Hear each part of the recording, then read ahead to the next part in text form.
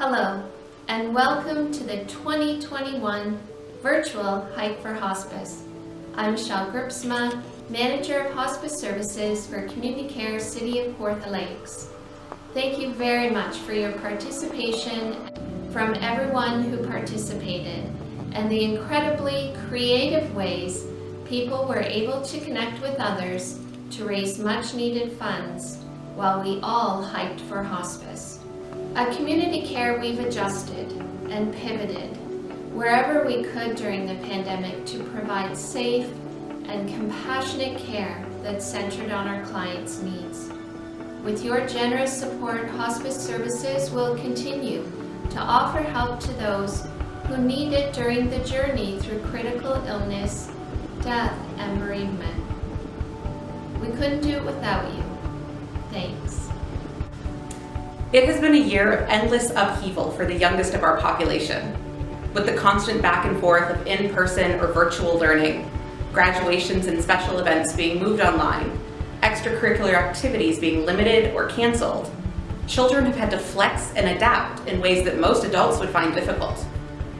When you add the death of a loved one to the already full plate of a child, it would be easy to assume that they would be overwhelmed. They are little people dealing with big people problems.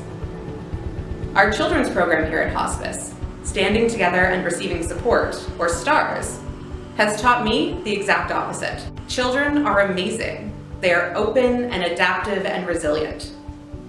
When children come to the STARS program, they are navigating a journey that most of their peers are unfamiliar with: grief. Most of them feel that they are the only one that has to walk this path. One child said that they felt different, like they had a secret, and like their friends didn't understand. It can be isolating. Then they join our virtual STARS program, and they meet other children that are walking the same path. They get to talk about their feelings with other people their age that understand. They get to laugh and cry and ask questions without feeling like the outsider. We talk about big, difficult feelings like sadness, anger, anxiety, fear, guilt, and confusion. But we also talk about joy and special days and memories. The STARS program makes a special effort to reach out to not just our participants, but their families, to offer tools and suggestions on how to grieve and remember together. As these children grow, they grow around their grief. Their grief will always be a part of them. But with programs like STARS, grief can become a chapter of their story, not the whole book. As you walk, you are walking to remember your loved ones.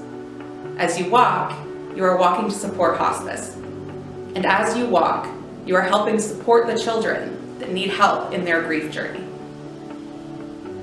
Looking at the natural world around us, we may notice that solitary creatures are an exception. You don't see one tree, you see a forest. You don't encounter a single blade of grass in a barren field. On a campsite, you never encounter just one mosquito or have one dandelion on your lawn. Humans have the potential to live solitary lives, but while in isolation we may survive, we will not thrive. This past year has brought that into a particular focus. The people you are remembering today have touched your lives in ways words cannot fully express. They have cared for you and others, and you have cared for them. Henry Nouwen wrote about what he found to be the best of human connections.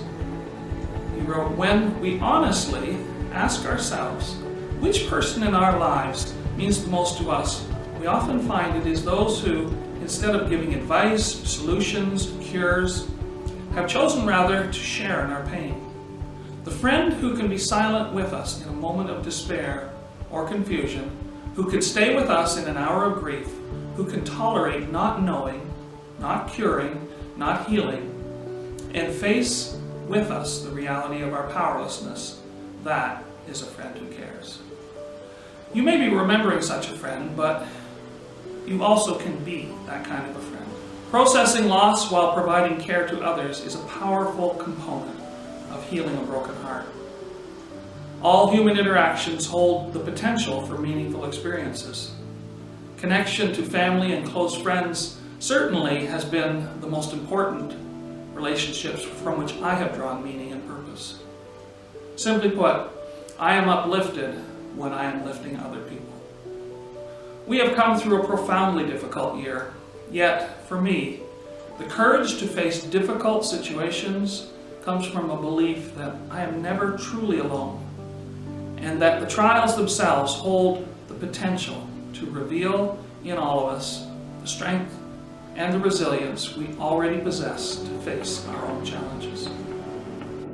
As we walk, whether alone or in small groups, remember we are never truly alone. Hold on to the loved ones that you are thinking about and that have cared for you. And perhaps you might reflect on how you might carry that forward and share with others that same caring.